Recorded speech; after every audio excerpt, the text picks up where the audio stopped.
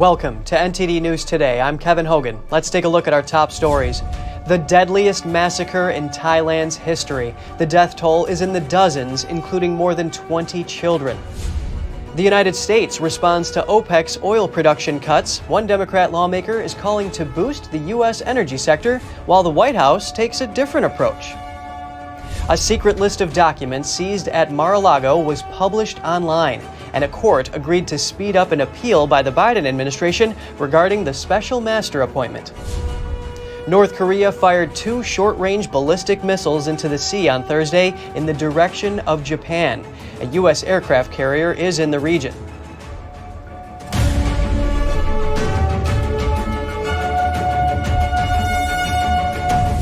A former policeman killed dozens of people, including more than 20 children, in a knife and gun rampage at a daycare center in Thailand today. He then went home to shoot dead his wife and child and then turned the weapon upon himself, according to police. Mass shootings in Thailand are extremely rare. Authorities say the attacker was dismissed from the force last year over drug allegations. He faced trial and was in court on drugs charges hours before the shooting. That's what a police spokesperson told a local broadcaster, adding that the shooter went to collect his child from the daycare center but opened fire when he didn't find them there. Witnesses told police the gunman also wielded a knife in the attack in the city more than 300 miles northeast of Bangkok. About 30 children were at the center, fewer than usual because of heavy rain. A district official told that to Reuters. Thai Prime Minister Prayuth Chan-o-cha tweeted that the incident was shocking. In 2020, a soldier, angry over a property deal gone sour, killed at least 29 people in a rampage across 4 locations, including this shopping mall. Gun laws are strict in Thailand, but ownership is high for the region, with many illegal weapons brought in from strife-torn neighbors. And in other news, Democrat Senator Joe Manchin is repeating his calls for the U.S. to increase its energy production. This after the oil-producing countries in OPEC Plus voted yesterday to reduce production in November. NTD's Jessica Beatty has more on Manchin's response. Senator Manchin is once again calling to increase U.S. oil and energy production. This after OPEC Plus decided to slash oil production by 2 million barrels a day starting November. That's more than expected and the largest cut since the pandemic started. In a statement, Manchin said OPEC's decision confirms why the U.S. must be energy independent, so foreign adversaries cannot intimidate us. Manchin writes, "We've been blessed with an abundance of domestic energy resources, which we can produce cleaner than elsewhere in the world. And with that, we have the ability to ensure energy independence and security for ourselves and our allies." Manchin also called for Congress to reform the fuel permitting process. Right now, it takes years to permit new fossil fuel ventures. Manchin's reforms would substantially reduce how long it takes to get new fossil fuel ventures up and running. Meanwhile, the White House is criticizing OPEC's decision. Here's what Press Secretary Karine Jean-Pierre told reporters Wednesday. OPEC's decision to cut production's quotas is short-sighted. If there's a meaningful price impact of OPEC's decision, it will particularly be on low and middle income countries. She also said President Biden asked the Energy Secretary to look into ways to increase domestic production. The White House also called on energy companies to lower their prices. The gap between wholesale and retail price of gasoline is too wide. Energy companies need to bring down their retail price. In response to OPEC's production cuts, the Biden administration is also releasing 10 million more barrels of oil from America's emergency oil supply. The impact of OPEC's cut may be limited, since many smaller OPEC producers were struggling to meet previous production targets. Still, rising oil prices could mean inflation stays higher for longer. Jessica Beatty, NTD News. A secret list detailing some of the documents seized from former President Trump was released online, and a court agreed to speed up an appeal from the Biden administration regarding the special master appointment. Here are the details. A secret list detailing some of the documents seized from former President Trump had been ordered by a judge to remain under seal, but the list was released online. The 5-page list included specific descriptions of documents seized from Mar-a-Lago that the government has set aside as potentially being protected by privilege. The list was contained in 2 exhibits that were attached to a document filed in court under seal by the DOJ. The main document was unsealed on Monday on orders from the judge overseeing the case, but he explicitly said the attachments were to remain sealed to protect claims of attorney-client privilege. A Bloomberg reporter obtained the list from the court docket and published it online. She said the exhibits appeared to be inadvertently publicly docketed for a time. As of Wednesday, the exhibits were put back under seal. And also on Wednesday, a U.S. appeals court granted the Biden administration's request to speed up consideration of an appeal of Trump's order that inserted a special master into the record case. The court is now ordering the government to file an initial brief by October 15th. Trump has to respond by November 11th and the government to reply to Trump's response by November 18th. Trump opposed the request, saying it violated federal rules, which gives appellees 30 days to respond to principal briefs. The former president spoke at the Hispanic Leadership Conference in Miami on Wednesday, criticizing this investigation and previous ones. The weaponized Department of Justice and the politicized FBI are spending millions and millions of dollars on this continued witch hunt, which started in various forms, all different forms, Russia, impeachment hoax number 1, impeachment hoax number 2, the Mueller report. He added that the Mueller report investigation found no evidence of Russian collusion. The FBI and the Cybersecurity and Infrastructure Security Agency say they are confident that election infrastructure will not be compromised during the 2022 midterms. Both agencies say there is no indication to suggest cyber activity has prevented someone from casting a ballot or compromised the integrity of the ballot. They said in a joint statement that all elections cyber attacks so far have remained localized and were blocked with little to no disruption to the election process. Neither agency provided an example of how voting may have been manipulated. They also did not explain how they successfully blocked attacks by malicious actors. The statement did acknowledge that some election systems and voter registration information and data could be targeted. The FBI, meanwhile, has been accused of meddling in the 2020 election by Republican lawmakers using whistleblower statements. They accuse the Bureau of suppressing damning information about President Joe Biden's family. And the FBI is facing a lawsuit seeking to compel it to publicize conversations it had with Facebook. At issue is a warning the FBI gave the social media giant. That warning prompted Facebook to suppress a story about Hunter Biden's laptop. The lawsuit was filed Tuesday by America First Legal at a Washington, D.C. district court. Mark Zuckerberg acknowledged that Facebook suppressed a New York Post story. The story focused on emails that were allegedly recovered from the laptop owned by then presidential candidate Joe Biden's son. Zuckerberg said the apparent censorship happened after the FBI approached them with warnings about Russian disinformation. Those emails, according to the Post, showed a direct link with President Biden had with his son's dubious business dealings in China and Ukraine. Zuckerberg says the FBI didn't specifically mention the laptop story. However, Facebook thought it fit a pattern the FBI described and decided to limit its reach. And President Joe Biden took a trip to Florida and met with Governor Ron DeSantis yesterday. The president was there to see the aftermath of Hurricane Ian firsthand. He ensured the people of Florida, the federal government, would be there to help them rebuild. NTD's Jeremy Sandberg has more on Biden's visit.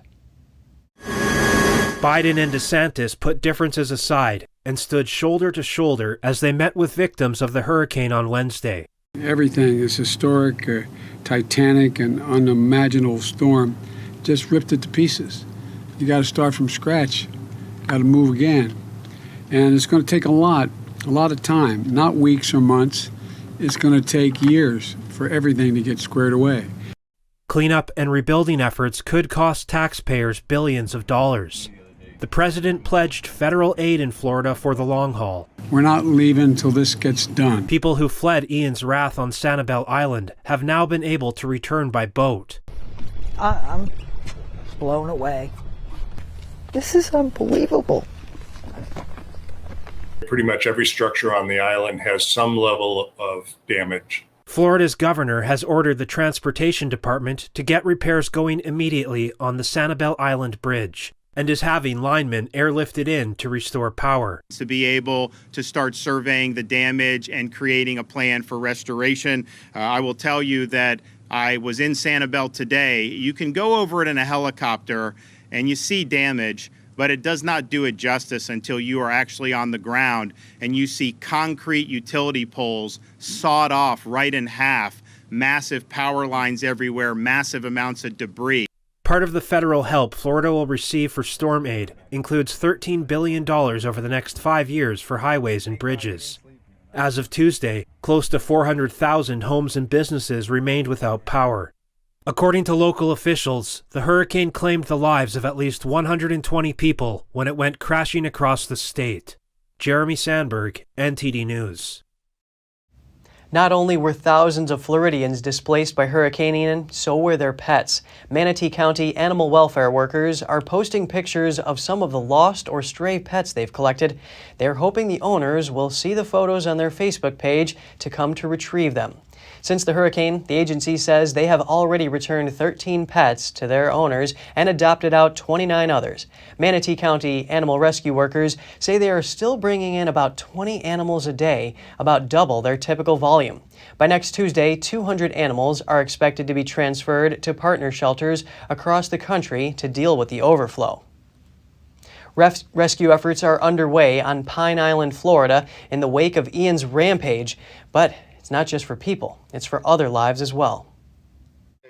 Will Peratino and his family still hold on to their home on Pine Island after Hurricane Ian, caring for a large flock of parrot friends. So we were in the stilt house behind me that's 12 feet off the ground. We had all 275 birds and our 2 lemurs up there with us. The hurricane collapsed a bridge here, leaving food, gas, and other supplies almost unreachable. Despite evacuation pleas from authorities, the couple was reluctant to give up the birds. Among them are some of the world's rarest species. If you're an animal lover, you don't think about yourself first. Just protecting the animals. To convince the couple to leave, volunteers from Project Dynamo are tasked with capturing, caging, and transporting the parrots off the island. Their mission is dubbed Operation Noah's Ark. Today's day 5 or 6 of operations. We have a 4-boat operation going on today to rescue 100 cages of birds off the island before they die. Hours before the hurricane hit, the keepers herded the birds into their house to shield the flock from the storm. But the destruction of roads has created another problem. They were short on food. Fish and Wildlife was able to get them food 2 days ago. So we're just going to try to get them all out. And they're going to probably be with us for at least 6 months to a year, we're projecting, before they'll be able to repair everything at the place they're at now, before we can move all the birds back onto the island. One of the rescuers is Ghassan Aboud from Chicago. He's an acquaintance of the sanctuary owners.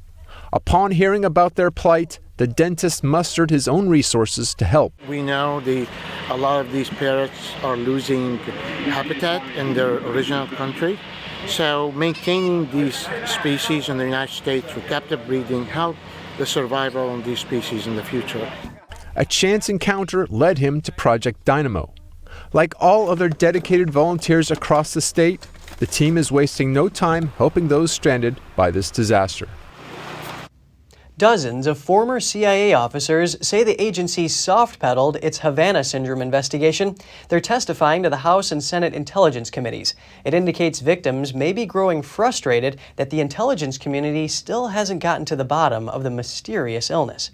It first surfaced 6 years ago when a cluster of U.S. government personnel stationed in the Cuban capital city began reporting symptoms consistent with head trauma. Those include dizziness and extreme headaches. Similar symptoms have since come up in U.S. personnel stationed around the world. For 3 years, the CIA's task force has been investigating if a foreign nation might be carrying out attacks. The investigation is ongoing, but so far they've found little evidence to support the theory or even evidence that the episodes are related.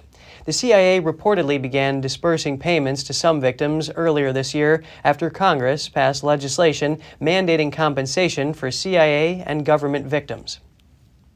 Senate candidate Herschel Walker responds to accusations that he reimbursed a woman for an abortion despite his pro-life stance. It's sort of like everyone is anonymous or everyone is leaking and they want you to confess to something you have no clue about, but it just shows how desperate they are right now. They see me as a big threat, And I know that, and I knew it when I got into this race, but they don't realize that I think they came for the wrong one. They energized me. A Daily Beast report says that in 2009, Walker paid fees for an abortion for an unnamed woman. Walker says he doesn't know who the woman is and says the report is a lie. In Georgia's pivotal U.S. Senate race, Democratic Senator Raphael Warnock and Republican challenger Herschel Walker have each sought to cast the other as an abortion extremist. Walker also addressed social media criticism from his son. Christian Walker has stated he's troubled by his reports that his father has multiple children with multiple women. Dad Walker's response is that he loves his son unconditionally and that he has written openly about his past mistakes in his book. He also says he believes in redemption, while his Democratic opponent does not.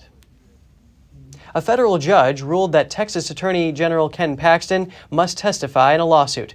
It seeks to block potential criminal charges against abortion providers offering out-of-state abortions. The nonprofits who filed the lawsuit have requested that Paxton clarify previous statements. They were made about the enforcement of Texas's trigger law as it related to out-of-state abortions. They argue that his statements chill their First Amendment rights to speak about and fund abortion care and restrict their ability to facilitate out-of-state abortions. According to an affidavit filed in federal court last week, a process server arrived at Paxton's home to serve him a subpoena to appear at a court hearing. It says the Attorney General fled in a vehicle driven by his wife. Paxton disputes that version of events, stating on social media that he left his home to avoid a stranger who was outside his house. He says conservatives have faced threats to their safety and have not been covered in the media. And coming up, a man has been arrested for kidnapping 4 members of a family. Members were all found dead. We have that and more in just after this break.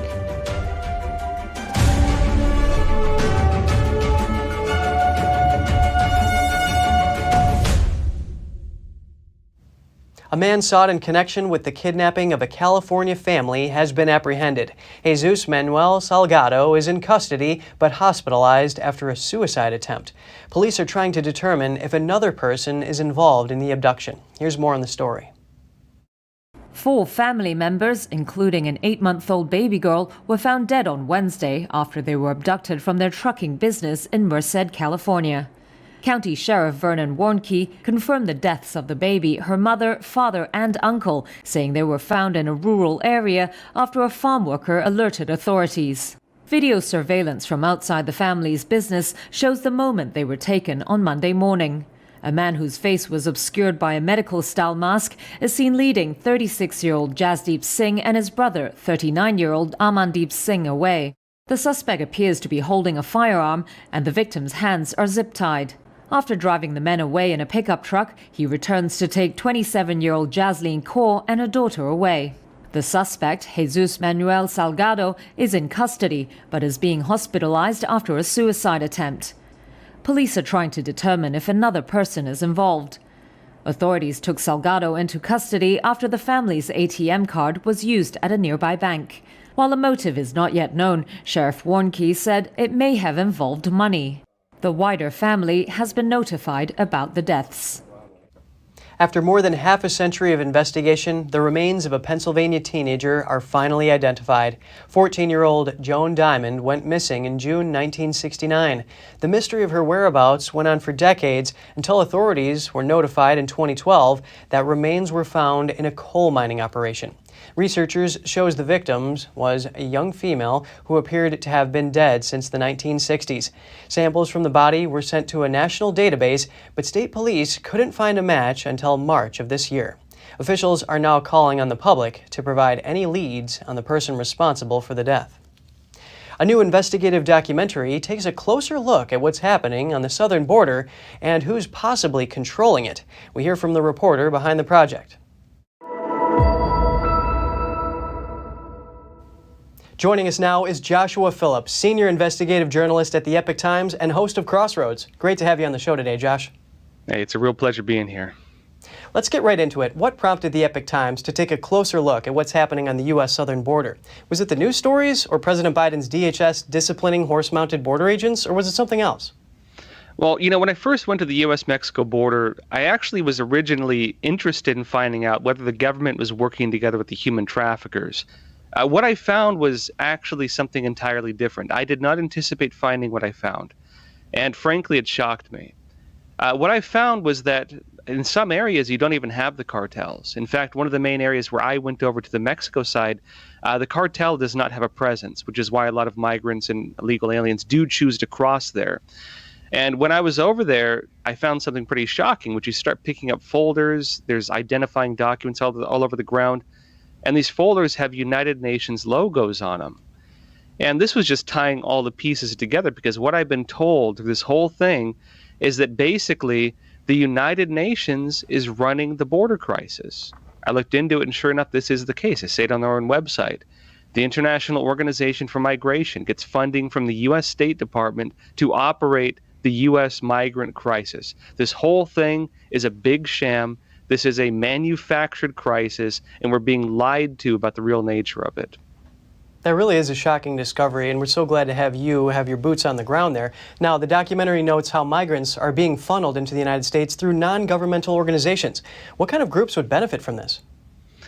Well, so I was looking into the NGOs. Some of them, it looks like they get money for it. And these are groups like I guess I wouldn't normally expect to be involved with this.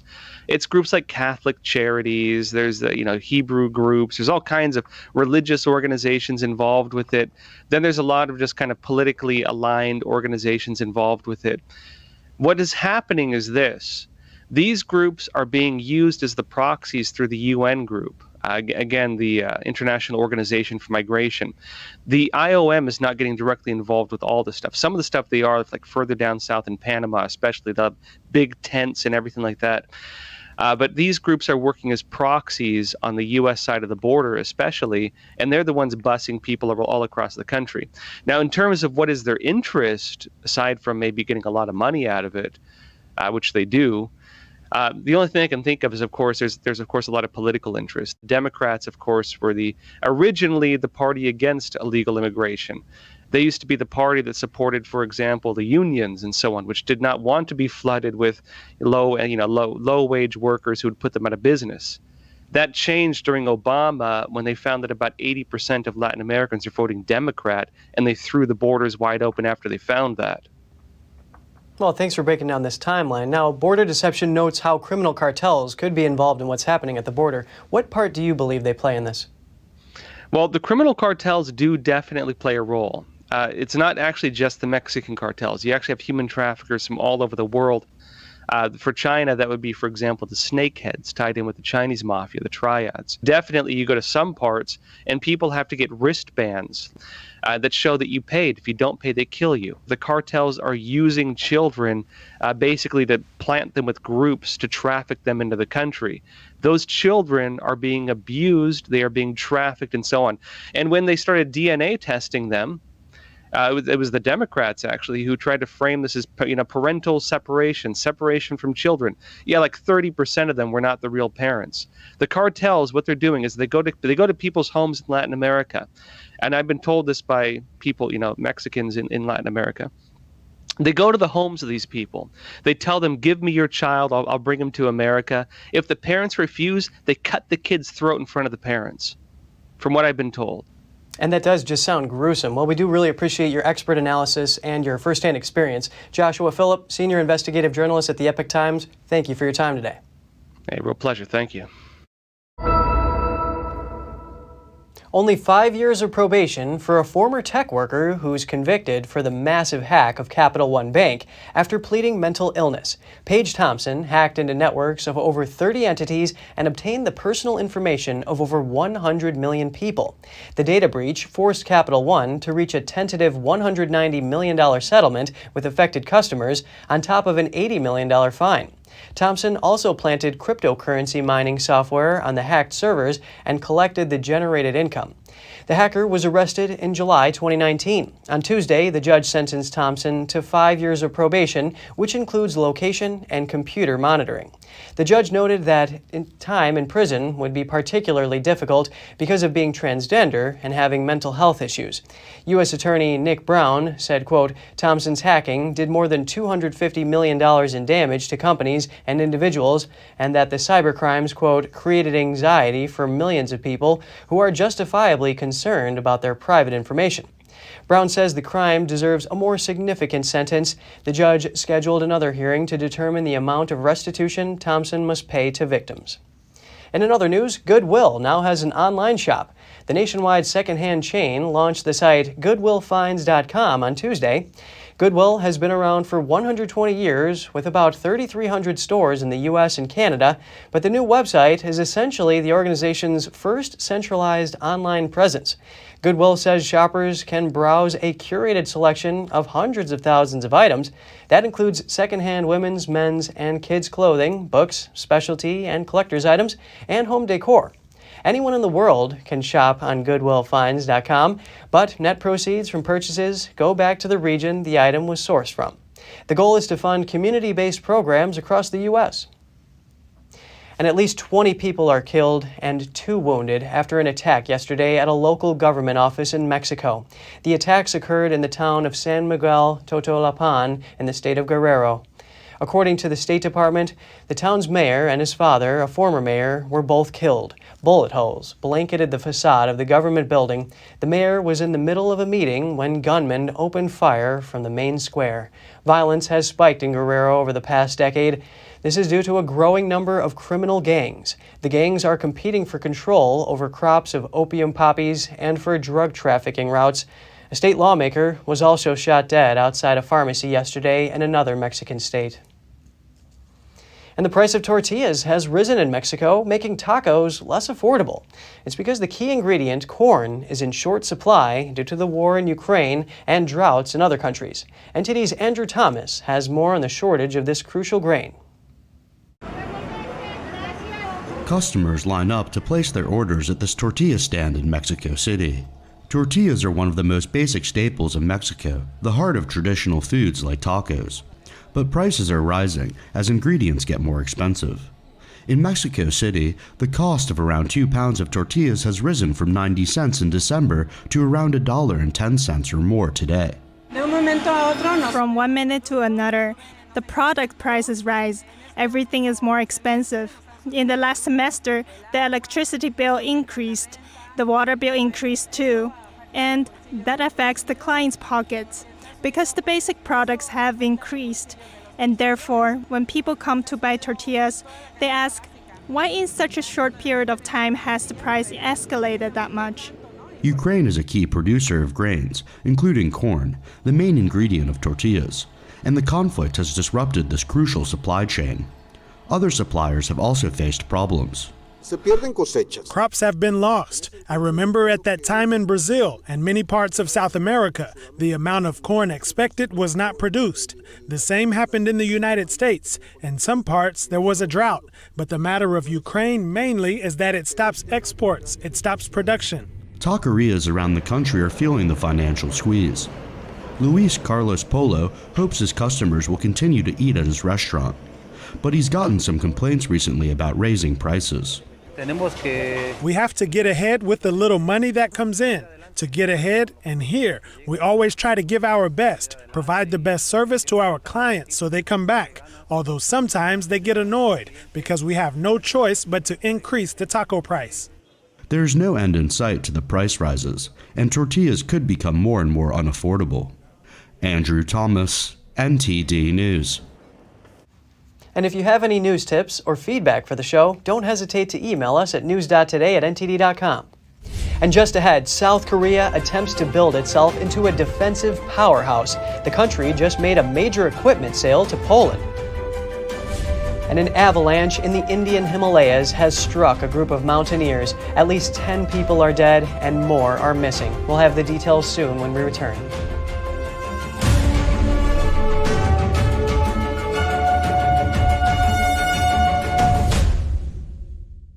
Hello, I'm I'm Mike Lindell, and due to your incredible support, the original My Slippers are almost completely sold out. As a special thank you, I am launching my brand new all-season slippers, slides, and sandals for as low as $29.98. This is a limited time offer, so go to mypillow.com or call the number on your screen. Use your promo code and you'll get all my new footwear for as low as $29.98. My all-season slippers are made with my exclusive 4-layer design that you won't find in any other slipper. They're finished with a breathable fabric so you can wear them all year round. And my new slides and sandals are made with patented impact gel, making them ultra comfortable and extremely durable. I guarantee they'll be the most comfortable footwear you'll ever own. So go to mypillow.com or call the number on your screen now to get your very own all-season slippers, slides, and sandals for as low as $29.98 with your promo code. This is an introductory offer and it won't last long, so order now. Welcome to RenBiz.com, the education and career program where parents rule. We replace public schools and universities. We are for ages 6 to 100. Never any big student loans with us. You graduate with a traditional diploma, a university degree, and your own family business. Adults returning to obtain better careers. Parents looking for better academic and career opportunities for their kids. At Business Occasion, you spend 50% of your time on traditional education and 50% on business education, including setting up your own family business. Learning is in your small, in-person pods of 6 to 10 students. At Renaissance Business Occasion, aka RenBiz.com, graduation means you have a degree and your own family business. Like education always should have been, a transition to getting a career.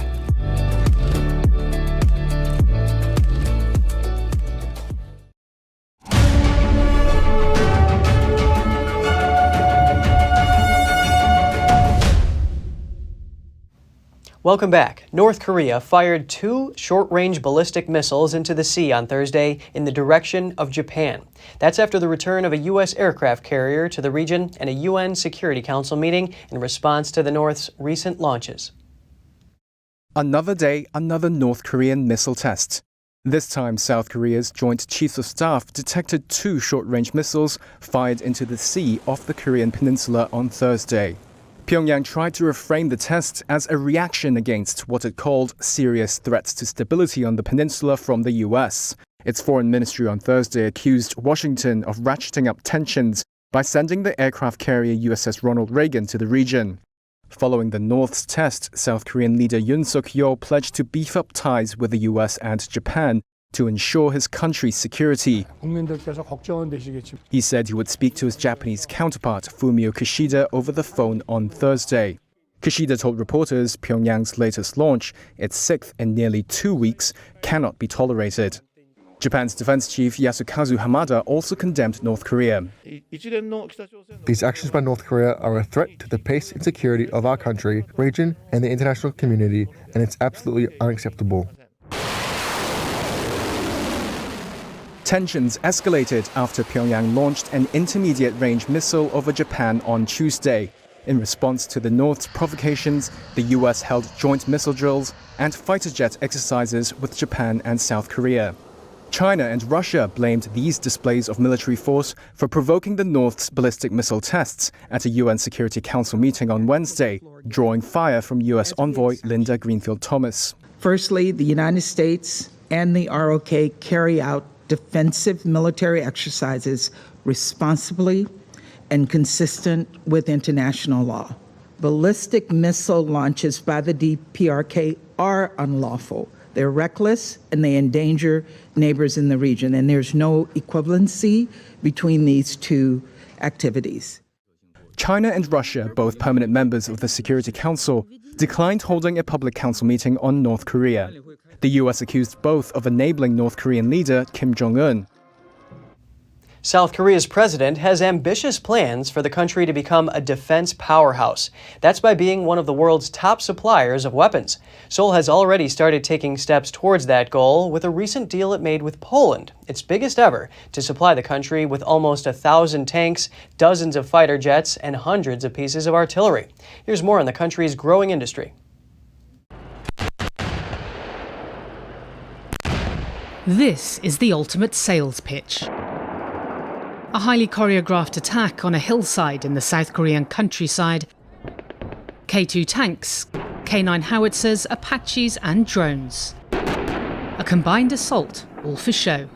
For a near 2,000-strong audience, generals, government officials and potential buyers from more than 24 countries around the world. Fresh from South Korea's biggest ever weapons export to Poland, estimated to be worth some $15 billion, according to officials. South Korea's weapons manufacturers are now emboldened by President Yoon Suk-yeol's pledge that his country will become the world's 4th biggest weapons exporter. Trying to achieve number 4 is not going to be an easy task, but it's something to go after. On the southeast coast of the country, in the city of Changwon, Hyundai Rotem is assembling and testing K2 tanks before shipping. It's sending almost 1,000 to Poland, a deal with a NATO country at a time when Ukraine, financed and equipped by NATO countries, is fighting Russia's invasion, is significant.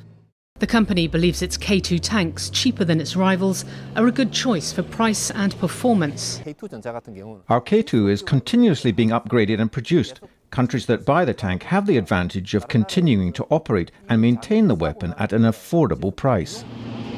5 minutes down the road is Hanwha Defence, boasting multi-billion-dollar deals with 9 countries, including Poland and Australia. It's now setting its sights on the United States, pitching its K9 howitzer and K10 ammunition resupply vehicle. Production is at a maximum. This plant alone can produce up to 100 K9 howitzers a year, among other weapon systems. We're told they also had a stockpile ready to go.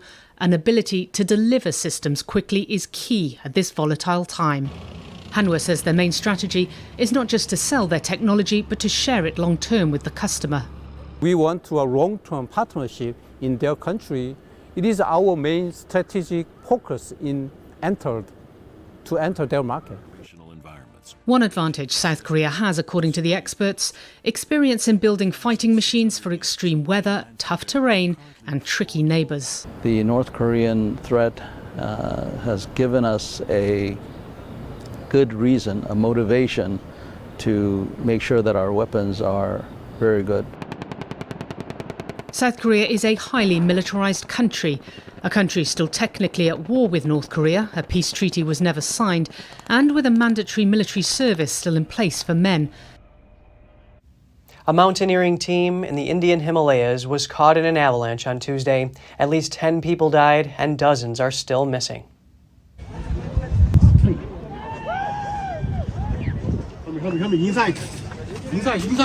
Inside is better.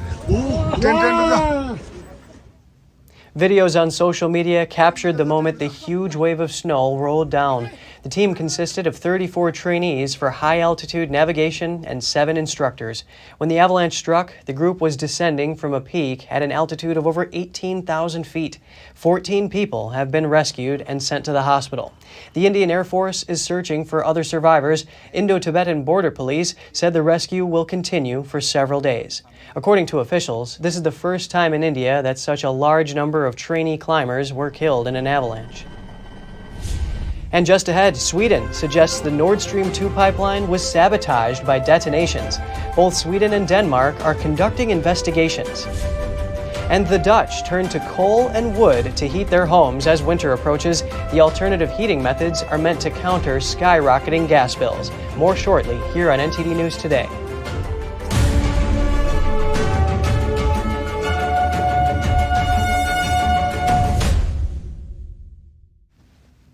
Suspicions of sabotage on the Nord Stream 1 and 2 gas pipelines in the Baltic Sea have strengthened following an investigation. Swedish and Danish authorities have been investigating 4 leaks that were discovered last week. The leaks were found in Swedish and Danish exclusive economic zones. Swedish security police say there were detonations near Nord Stream 1 and 2, resulting in extensive damage to the pipelines. They said some material was seized on site that would be analyzed. They added that the investigation will show whether anyone can be suspected and prosecuted of a crime. A Kremlin spokesperson on Thursday said he did not think the investigation could be objective without Russia's participation. Danish police declined to comment on the part of the investigation occurring in the Danish exclusive economic zone. And Poland is seeking reparations from Germany for the damage caused during World War II.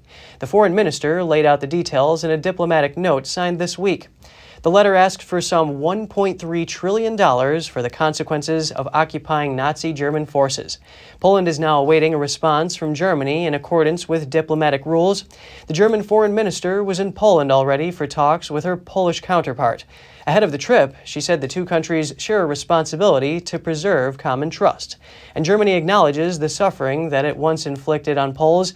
Yet, she added the issue of wartime reparations is over from Berlin's point of view. Poland's minister replied that they are still counting on good cooperation with the German government, and he's confident that Berlin's position will evolve. Railway workers in the UK have walked off the job again as disputes over jobs, pay, and conditions worsen. Members of the drivers' union ASLEF and the TSSA union staged fresh action on Wednesday, leading to the cancellation of train services across the country. Picket lines formed outside railway stations as union leaders said the long-running dispute remains deadlocked. The ASLEF General Secretary said train drivers in England face a third year without a pay raise, pointing out deals achieved in Scotland and Wales. The TSSA is also planning action on Thursday, Friday, and Saturday, while members of the RMT union will strike on Saturday. The Director of Industry Operations for the Rail Delivery Group said these strikes disrupt passengers and businesses, and the continued action will only further damage the railway's recovery. And over in France, some gas stations are out of service amid strikes at the country's oil refineries. About 12% of the gas stations are experiencing shortages. In one northern region bordering Belgium, as much as 30% of the gas stations are experiencing shortages. That region is also banning the sale of gas and diesel in portable containers. Union members at French oil company Total Energies have been staging a walkout since late last month. It has disrupted operations at 2 of their refineries and 2 storage facilities. 2 ExxonMobil refineries have faced similar problems since late September. The trade union is demanding a 10% pay raise to help catch up with soaring inflation. Outrages in France's refining sector are creating uncertainty in the refined oil trade. And the Dutch are turning to more traditional heating methods as weather becomes cold. Some are opting for coal and wood as bills from gas skyrocket. NTD's Andrew Thomas has more. At this coal warehouse, customers are looking to cut spending on heating. They're also worried that commercial energy supplies may run out amid the war in Ukraine. Since September last year, our turnover has more or less exploded. We only serve households in the Netherlands, so only people who want to warm up their houses, and we have really seen a very large growth in that market. Some energy bills in the Netherlands have doubled. It's threatening to push up to 1 million people into poverty. Gas prices, of course, have skyrocketed. In addition, people are really afraid that at some point gas will no longer be available. And that's what people are looking for, alternatives. The moment you have coal stocked, you know where you stand and you can at least heat your home. For decades, the Netherlands' own domestic gas supply heated millions of homes and supplied other EU countries. But its largest natural gas field is being cut off entirely due to the risk of earthquakes. A company called Passion for Pellets sells a range of different wood-burning furnaces. According to a saleswoman, demand has more than doubled. Yes, sales have increased tremendously since the summer already. In summer, we usually don't sell much, but the summer was really busy and it just more than doubled. These furnaces are most sought after by those with particular kinds of homes.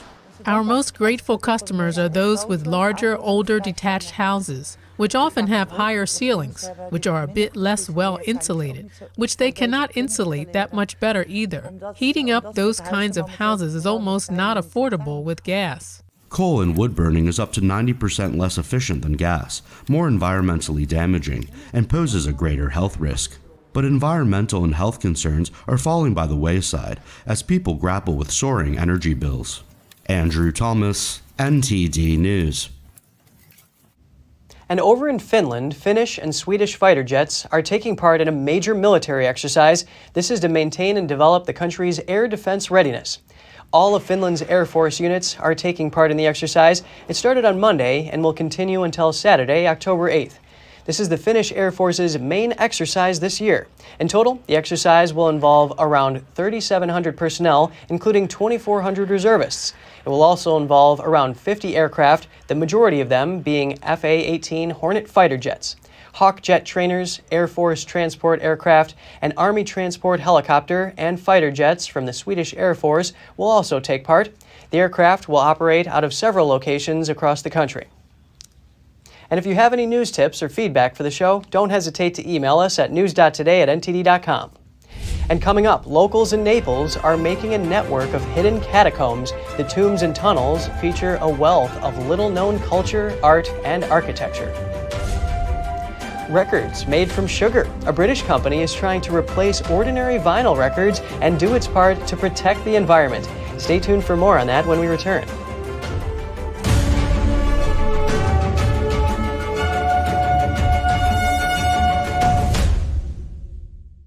As Americans, it seems like other people have been telling us what to do, how to live, and how to think.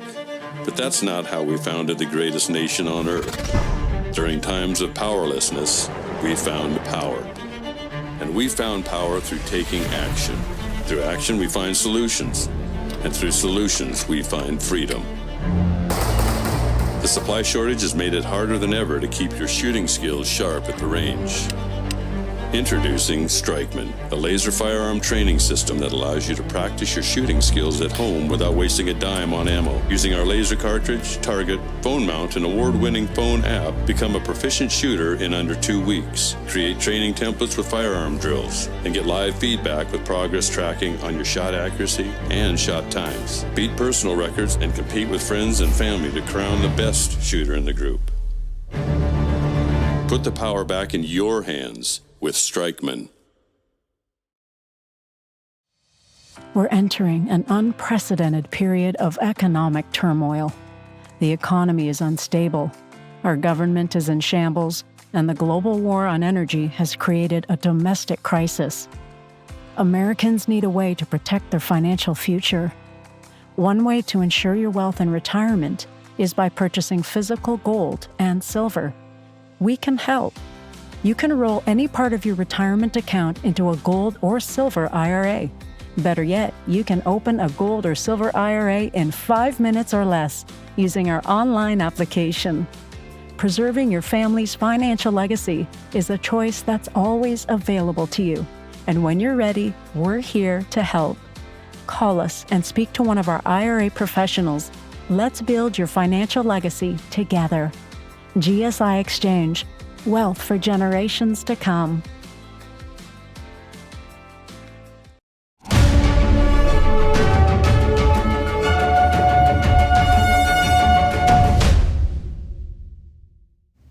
Good to have you back with us. In Naples, Italy, a network of hidden catacombs features a wealth of little-known culture, art, and architecture. NTD's Andrew Thomas has the details on how a group of locals is ensuring their preservation. The social cooperative La Paranza includes local archaeologists, restorers, and art historians. They've devoted themselves to studying and restoring the frescoes and mosaics in the catacombs of San Gennaro. La Paranza was officially born in 2006 when we founded the social cooperative. But in fact, it was a path we started years earlier. While we were hanging out in the spaces of Santa Maria, we were asking ourselves, what could we do? Since we grew up in Naples, what could we do in our city? Visitors can admire wonders from the early Christian age to the 20th century as they walk through the catacombs. La Paranza involves the whole community in the process, with the aim of boosting the catacombs both socially and economically.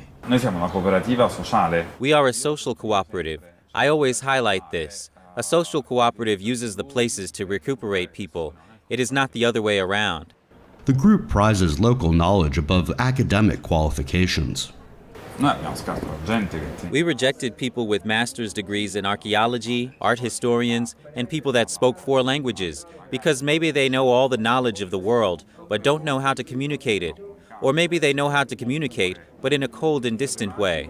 La Paranza projects have employed 44 people so far. In 2019, they attracted 160,000 visitors. We've always had, at all times and no matter what, a special consideration, and I say so openly, for the people living in the neighborhood, because we believe that the best promoters of an area are the people living inside that area. A tourism boom is helping La Esperanza and a network of small artisans. The group has also set up training courses and networking events for people in the area. Andrew Thomas, NTD News. A company in the UK aims to replace traditional records made from vinyl. The developer says they are on track to help decarbonize the music business. Here's a look. For all its sound and texture, this is not a regular record that's made from vinyl. UK-based developer Evolution Music is taking a transformative stab at the whole record industry. So 4 years of R&D. We started with a sugar-based biopolymer. We found organic fillers and organic master batch, so we've got a unique recipe. The recipe is designed to replace harmful plastics in records production. But there is another perk. Record pressing plants won't need to change existing machinery or production processes. This will make it easier for labels and artists to embrace the shift. You know, the production of vinyl is toxic in very many ways. There are all kinds of processes in it that are damaging to the environment. But we like vinyl. What's the solution? Find a non-toxic way of doing it. Hey presto, here we have it. If we could apply that logic to other processes, then we'll be in a much better position. The music recorded with this new plastic boasts a unique texture. Sonically and the EQ of the music is fine, absolutely spot on. But the little bit of lead-in and in between the tracks, there's some surface noise. So if you like that, if you're a 70s fan, and you like that little crackling, great. Despite the popularity and instant access to digital media, vinyl record sales have been growing for the past decade. The richer sound, cover art, and the ability to hold them in hands helped increase the emotional appeal of vinyl. That's what inspires Evolution Music to continue working on the product. You know, the music industry, creative arts should be at the forefront of innovation. Of course they should.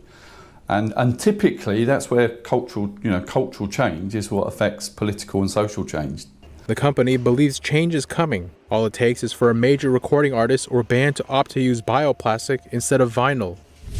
Still to come, a small Australian town is open for dinosaur fossil hunting, a chance for average folks to leave their mark on the history of science. Details to come on NTD News Today.